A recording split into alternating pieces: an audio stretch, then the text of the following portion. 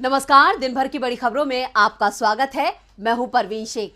आज इस बुलेटिन में बात होगी राहुल गांधी की महाराष्ट्र में हुई एंट्री की, कांग्रेस में वापसी के संकेत देते गुलाम नबी आजाद की, बात करेंगे ईडब्ल्यूएस आरक्षण पर सुप्रीम कोर्ट के फैसले की, मोरबी हादसे पर हाईकोर्ट के सख्त रुख की, जानेंगे हिमाचल प्रदेश में प्रियंका ने बीजेपी सरकार पर उठाए क्या सवाल, झारखंड सीएम सोरेन को किस मामले में मिली राहत, और बुलेटिन के आखिर में बात होगी मध्य प्रदेश में सामने आए एक और घोटाले की। लेकिन तमाम बड़ी खबरों से पहले एक नजर सुर्खियों पर। मुश्किल में कर्नाटक कांग्रेस अध्यक्ष DK Shivakumar National Herald case में भाई डीके सुरेश के साथ ईडी के सामने हुए पेश। ईडी 2 बार भेज चुकी थी समन। सत्येंद्र जैन को नहीं मिली आज भी जमानत, 9 नवंबर को फिर होगी कोर्ट में सुनवाई। मनी लॉन्ड्रिंग मामले में ईडी ने किया था गिरफ्तार। हवा की गुणवत्ता में सुधार के बाद दिल्ली सरकार का बड़ा ऐलान, 9 नवंबर से फिर खुलेंगे दिल्ली के सभी प्राइमरी स्कूल, निर्माण कार्य पर लगी रहेगी रोक। आज तेजी के साथ बंद हुआ शेयर बाजार, सेंसेक्स 235 अंकों की बढ़त के साथ 61,185 अंक पर हुआ बंद। निफ्टी 86 अंकों की तेजी के साथ 18,203 अंक पर हुआ बंद।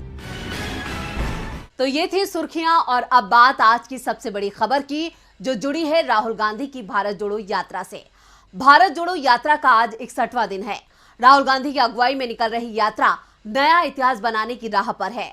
भारत जोड़ो यात्रा आज रात करीब 9 बजे पड़ोसी राज्य तेलंगाना से महाराष्ट्र के नांदेड़ जिले में प्रवेश करेगी।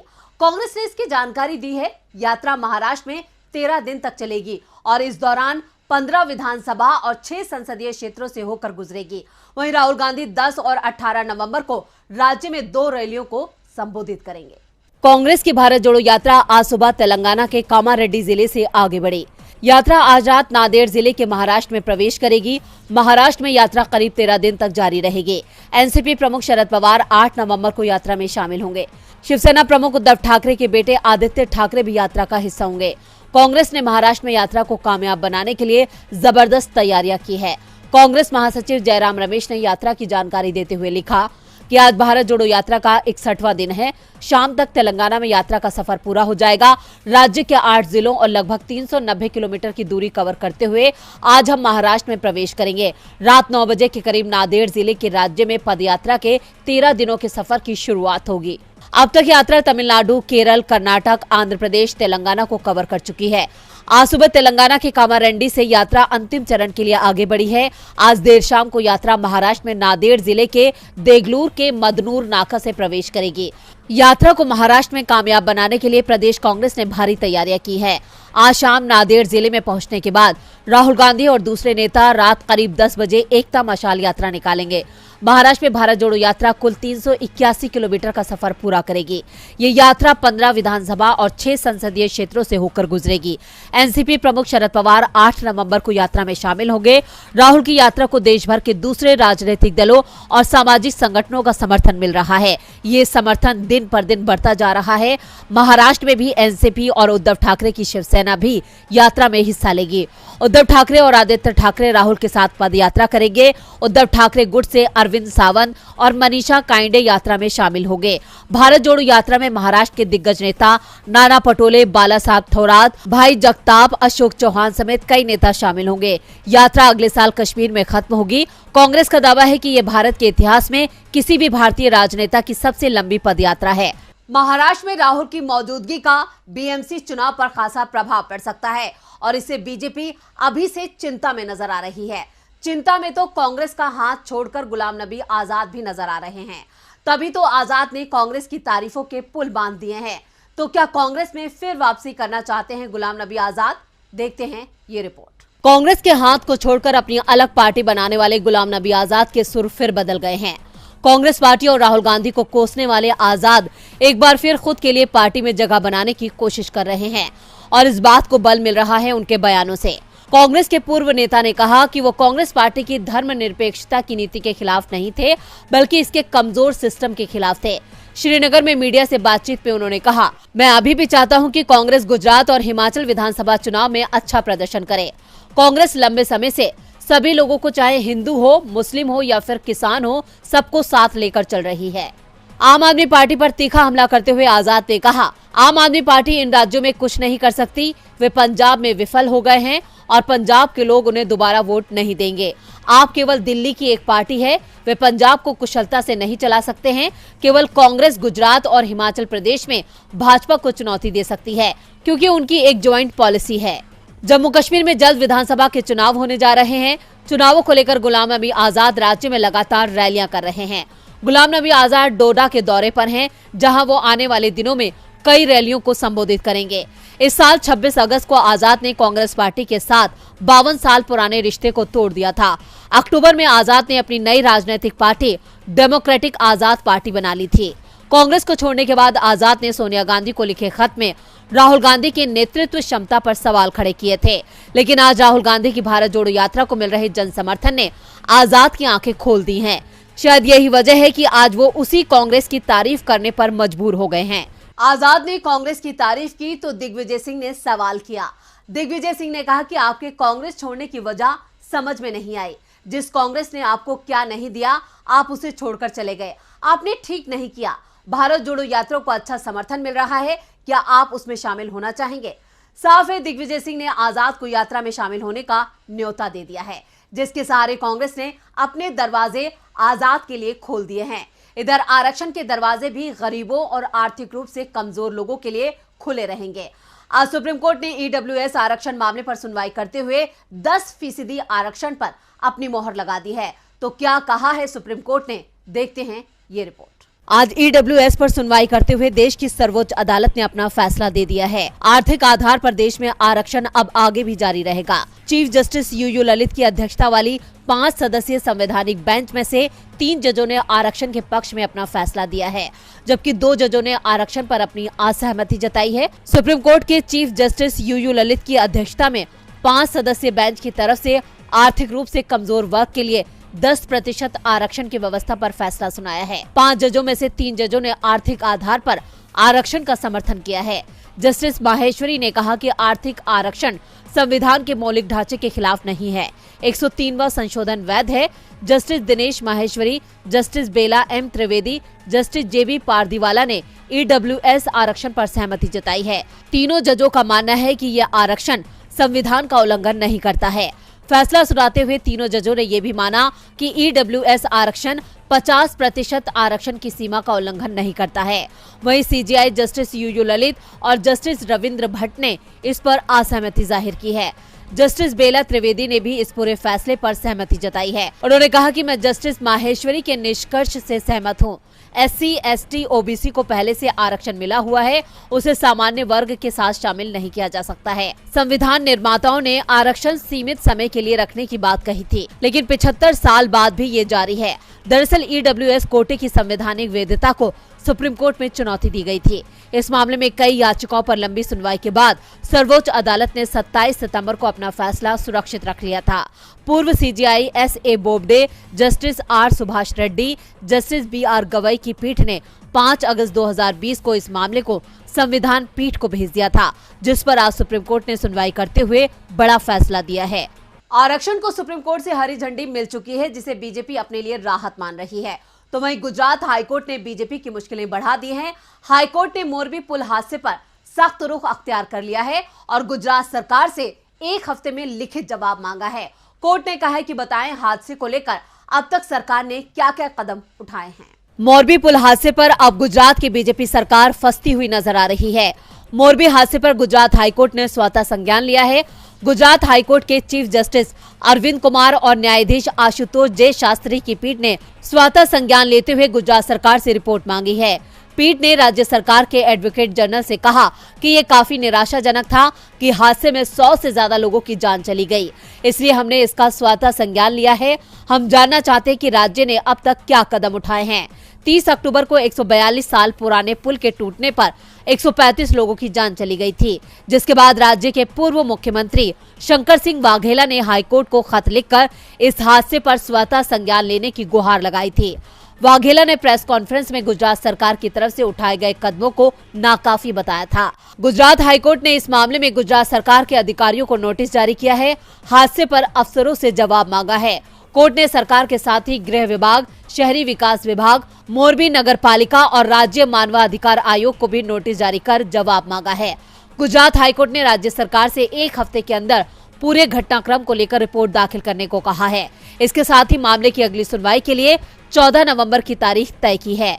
वहीं अब इस मामले में मोरबी नगर पालिका के चीफ ऑफिसर को सस्पेंड कर दिया गया है। पुलिस ने इस हादसे के बाद एक एफआईआर दर्ज की थी, जिसमें ओरेवा कंपनी के 2 मैनेजर, ठेकेदार समेत 9 लोगों को अरेस्ट किया था। लेकिन पुलिस की तरफ से दर्ज की गई एफआईआर में ओरेवा कंपनी का नाम नहीं है, जिसको लेकर लगातार सवाल खड़े हो रहे हैं। क्या जांच में ओरेवा प्रबंधन को बचाया जा रहा है? पूर्व मुख्यमंत्री शंकर सिंह वाघेला ने कंपनी के छोटे कर्मचारियों की गिरफ्तारी को आंख में धूल झोंकने जैसा बताया था। गुजरात विधानसभा चुनाव में एंटी इनकम्बेंसी का सामना कर रही बीजेपी के लिए हाईकोर्ट की सख्ती बीजेपी के लिए डबल टेंशन लेकर आई है। टेंशन तो प्रियंका गांधी ने भी बीजेपी को दे दी है। हिमाचल में रिवाज बदलने का नारा देने वाली बीजेपी को आड़े हाथों लेते हुए प्रियंका ने आज अपनी रैली में बीजेपी पर और खासकर पीएम मोदी पर जमकर हमला बोला है। तो क्या कहा है प्रियंका गांधी ने, देखते हैं ये रिपोर्ट। हिमाचल प्रदेश में हेलीकॉप्टर में भर भर कर पैसा आ रहा है। कांग्रेस की विरोधी पार्टी पैसे बांट रही है। लोगों में नशा बांटा जा रहा है, नशा फैलाया जा रहा है, लेकिन रोजगार नहीं दिया जा रहा। ऊना के हरोली में बीजेपी सरकार को घेरते हुए कांग्रेस नेता प्रियंका गांधी ने कहा कि कांग्रेस की सरकार बनेगी तो पहले ही कैबिनेट में 1 लाख नौकरियां निकाली जाएंगी। 1 लाख बेरोजगारों को सरकारी नौकरी दी जाएगी। बीजेपी ने 5 साल सरकार चलाई, लेकिन रोजगार पर ध्यान नहीं दिया। आज राज्य की 30 लाख युवा आबादी में से 15 लाख के पास कोई काम नहीं है। 63,000 सरकारी पद खाली हैं, लेकिन ये लोग नौकरी नहीं दे रहे हैं। हिमाचल का युवा सबसे ज्यादा सेना की नौकरी में जाता है, लेकिन मोदी सरकार ने सेना को ही ठेके पर दे दिया। अग्निवीर स्कीम लाए हैं, 4 साल की नौकरी है और उसके बाद 75% लोग बेकार हो जाएंगे, उन्हें घर बैठा दिया जाएगा। पहले हिमाचल में 4 से 5,000 युवा हर साल सेना में जाता था, आज 400-500 भी नहीं जा रहा। इसमें से भी 75% को बाद में नौकरी से निकाल दिया जाएगा। प्रियंका गांधी ने कर्मचारियों की पेंशन की समस्या पर कहा, जब कांग्रेस पुरानी पेंशन स्कीम की बात करती है तो बीजेपी कहती है ये हो ही नहीं सकता, लेकिन हमारी सरकार ने छत्तीसगढ़ में इसे लागू किया, राजस्थान में इसे लागू किया। जब कांग्रेस की सरकार पुरानी पेंशन स्कीम लागू कर सकती तो फिर बीजेपी की सरकार इसे लागू क्यों नहीं कर सकती? कांग्रेस की छत्तीसगढ़ सरकार ने 4 साल में 5 लाख लोगों को नौकरी दी। आज छत्तीसगढ़ में सबसे कम बेरोजगारी है, लेकिन बीजेपी सरकार काम के नाम पर नहीं, पैसे के दम पर चुनाव लड़ रही है। हिमाचल के लोगों को खरीदने की कोशिश हो रही है, लेकिन हिमाचल की खुददार जनता बिकेगी नहीं। प्रियंका ने पीएम मोदी को घेरते हुए कहा कि पीएम मोदी आपसे कहते हैं कि दवा बदलने से बीमारी ठीक नहीं होती, इसलिए सरकार बदलने की जरूरत नहीं है। लेकिन मैं हिमाचल की जनता से सवाल करती हूँ, पीएम आपको बीमार बता रहे हैं, आपको जवाब देना है, क्या आप लोग बीमार हैं? प्रियंका ने अपनी रैली में रोजगार का बड़ा सियासी दांव खेला है, जो बीजेपी पर भारी पड़ सकता है। भारी तो झारखंड के सीएम हेमंत सोरेन भी बीजेपी पर पड़ रहे हैं। झारखंड में बीजेपी की सभी रणनीतियों को मात देते हुए सीएम सोरेन ने कहा, सत्यमेव जयते, यानी आखिर में सत्य की जीत होती है। इधर सुप्रीम कोर्ट ने भी सोरेन को माइनिंग मामले में बड़ी राहत दी है। झारखंड में जारी सियासी घमासान के बीच सीएम सोरेन को आज सुप्रीम कोर्ट से बड़ी राहत मिली है। सुप्रीम कोर्ट ने झारखंड हाईकोर्ट के फैसले को बदलते हुए शैल कंपनियों में निवेश और अपने कारोबारियों को गलत तरीके से खनन पट्टे देने में कथित अनियमितताओं के चलते सोरेन के खिलाफ दाखिल जनहित याचिकाओं को सुनवाई योग्य नहीं माना है। इस मामले में सीजेआई यूयू ललित, न्यायमूर्ति रविंद्र भट्ट और न्यायमूर्ति सुधांशु धूलिया की अध्यक्षता वाली पीठ ने सुनवाई की थी। फैसला जस्टिस सुधांशु धूलिया ने सुनाया। दरअसल सीएम सोरेन और झारखंड सरकार ने हाईकोर्ट में इस मामले से जुड़ी जनहित याचिका को झारखंड हाईकोर्ट ने सुनवाई योग्य मान लिया था। शिव शंकर शर्मा ने झारखंड हाईकोर्ट में जनहित याचिका दायर की थी, जिसे हाईकोर्ट ने सुनवाई योग्य माना था। झारखंड हाईकोर्ट की ओर से दायर जनहित याचिका को सुनवाई योग्य माने जाने के खिलाफ सुप्रीम कोर्ट में याचिका दाखिल की थी। सुप्रीम कोर्ट ने हेमंत सोरेन की याचिका पर सुनवाई करते हुए झारखंड हाईकोर्ट के फैसले को पलट दिया है। इसके बाद हेमंत सोरेन ने सुनवाई पर रोक लगाने की मांग को लेकर सुप्रीम कोर्ट में स्पेशल लीव पिटीशन दायर की थी। सुप्रीम कोर्ट में 17 अगस्त को शेल कंपनियों में निवेश और अवैध खनन पट्टा आवंटन मामले से जुड़ी याचिका पर सुनवाई करते हुए हेमंत सोरेन को अंतरिम राहत दे दी थी। सुप्रीम कोर्ट ने सुनवाई के बाद अपना फैसला सुरक्षित रख लिया था और फैसला आने तक हाईकोर्ट में सुनवाई पर रोक लगा दी थी। आज सुप्रीम कोर्ट ने अपने फैसले में याचिका को रद्द कर दिया है। सर्वोच्च अदालत के फैसले के बाद सीएम सोरेन ने कहा, सत्यमेव जयते, सच हमेशा जीतता है। इधर लाभ के पद मामले में भी झारखंड सरकार काफी एक्टिव हो गई है। सीएम सोरेन के वकील ने चुनाव आयोग से राज्यपाल के खत की कॉपी मांगी है। साथ ही कहा है कि इस मामले में हमारी बात भी सुनी जाए। सीएम सोरेन ने झारखंड सरकार को घेरने की बीजेपी की रणनीति को पूरी तरह से फेल कर दिया है। और बुलेटिन के आखिर में बात मध्य प्रदेश में हुए व्यापम जैसे एक और घोटाले की। मध्य प्रदेश में हाल ही में राशन घोटाले का मामला सामने आया था। सीएजी रिपोर्ट में कई राज खुले थे।